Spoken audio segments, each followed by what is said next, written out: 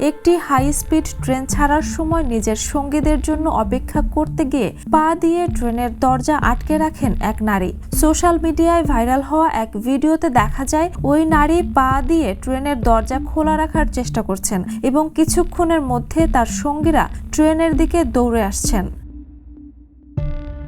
2025 সালের 18 এপ্রিল চীনের Shenzhen north railway স্টেশনে অদ্ভুত এই ঘটনার জন্য ওই নারীকে আটক করেছে পুলিশ। শিয়ামেনগামী একটি হাই স্পিড ট্রেন ছাড়ার ঠিক আগের মুহূর্তে তিনি এই কাণ্ডটি করে বসেন।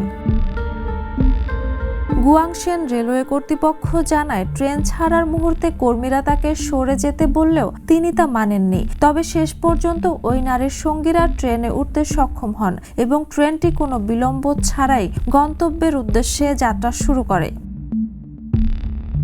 ঘটনাটি সেখানে উপস্থিত এক যাত্রী ভিডিওতে ধারণ করেন, যা পরে সামাজিক যোগাযোগ মাধ্যমে ছড়িয়ে পড়ে এবং ব্যাপক আলোচনা সৃষ্টি করে। ঘটনার পর শেনঝেন রেলওয়ে পুলিশ বিষয়টি তদন্ত করে শিয়ামেনে ওই নারীকে শনাক্ত করে 19 এপ্রিল আটক করে।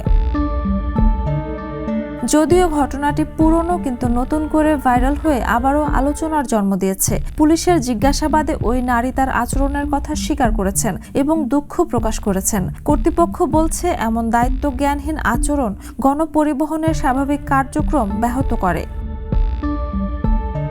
Jhuma Mridha, the news. দেশে দেশে সবার সাথে দ্য নিউজ।